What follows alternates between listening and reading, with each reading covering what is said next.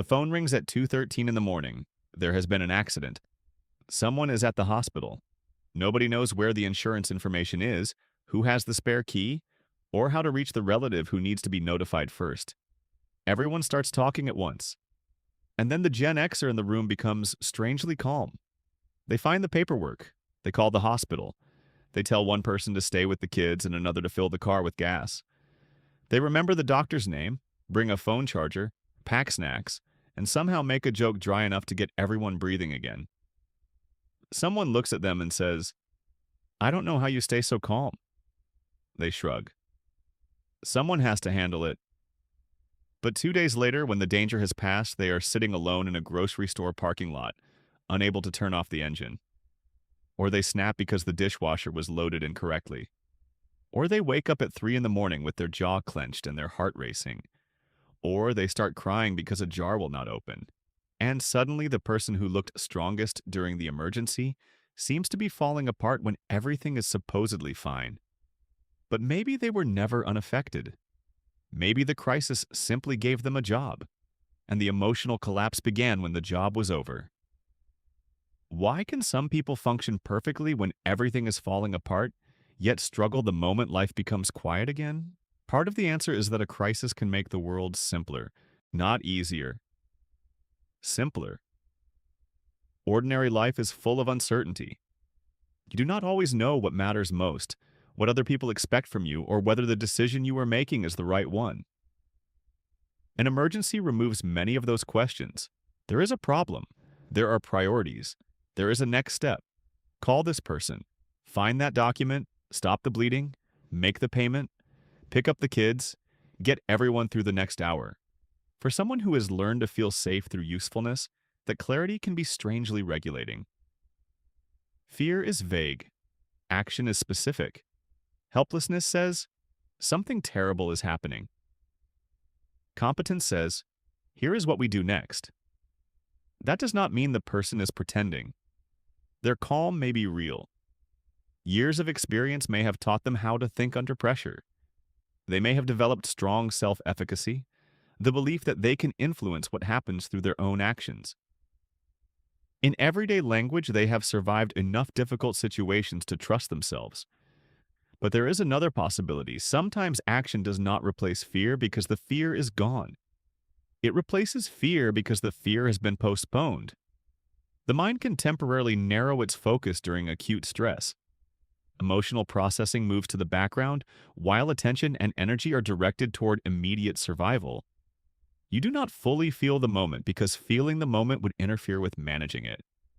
So you organize, you research, you drive through the night, you make coffee for everyone else. You become the calm voice on the phone. And as long as there is something to solve, you remain functional. Then the hospital discharge is signed. The funeral is over. The family goes home. The broken system comes back online. There are no more calls to make, no more people to direct, no more role to perform, and now the body begins to deliver everything that was held back. This may be especially recognizable to many members of Generation X, not because an entire generation has one personality, but because many grew up inside a particular cultural atmosphere. These were often the latchkey kids, the children who came home to an empty house, heated something in the microwave, watched younger siblings manage their own time, and were told to be back before the streetlights came on. Some had warm, supportive families, others did not. But independence was often expected earlier, emotional supervision was often lighter, and being low maintenance could become a kind of achievement. You learned not to make everything a big deal. You learned to figure it out. You learned that adults were busy, money was tight, and problems were handled by doing something practical. Maybe nobody explicitly told you that your feelings were inconvenient. They did not have to. You noticed which version of you received approval. The capable one, the funny one. The kid who did not complain. The one who could be left alone. Over time, self-reliance can become more than a useful skill. It can become a psychological safety system. When you know what to do, you feel secure. When you are needed, you know where you belong.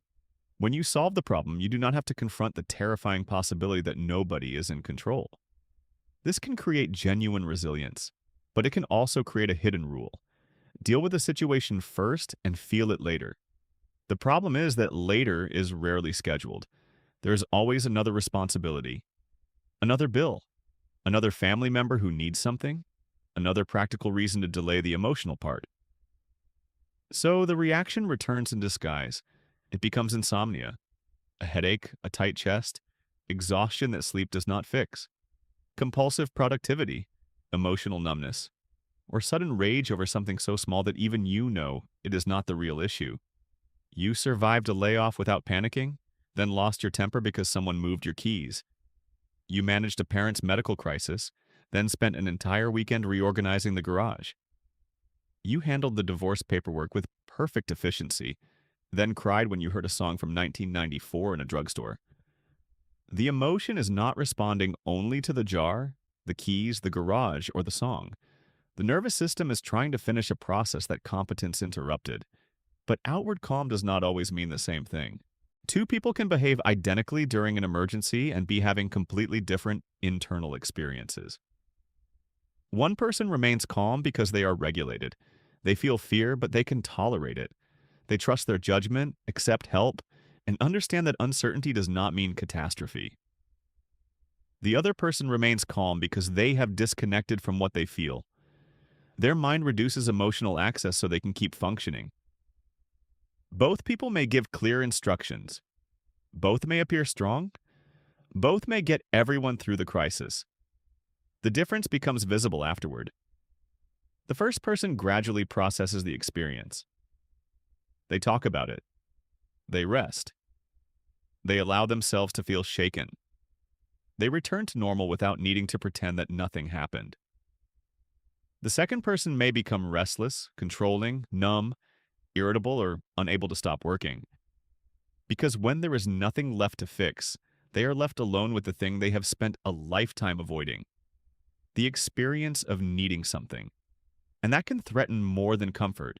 It can threaten identity. When you have spent decades being the strong one, falling apart does not feel like a temporary reaction. It can feel like becoming a different person. The family depends on you. Coworkers call you when something goes wrong. Friends admire how little drama you create. People praise you for holding everything together.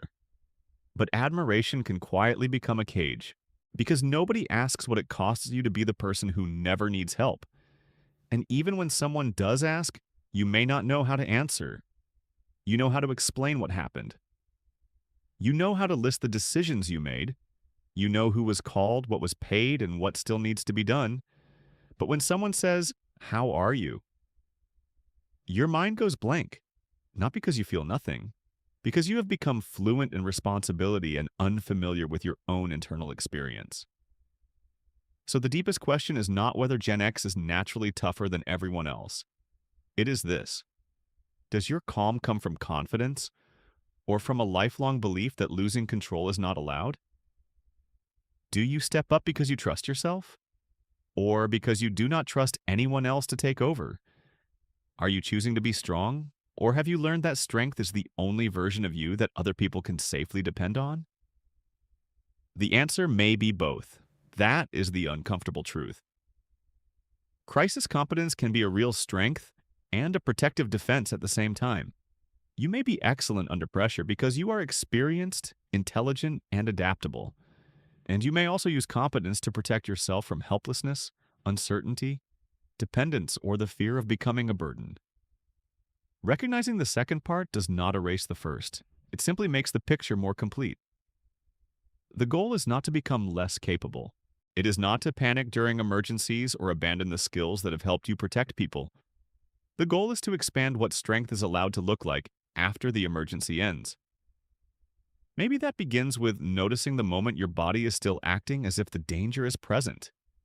Maybe it means naming the experience before it becomes an argument about the dishwasher. I handled it, but I'm not okay yet. That sentence may be more difficult than making 20 phone calls because it asks you to remain worthy even when you are not solving anything. It asks you to believe that other people can support you without seeing you as weak. It asks you to discover that vulnerability does not cancel competence. The person sitting in the parked car after the crisis was not pretending to be strong, and the person crying over the stubborn jar is not suddenly weak.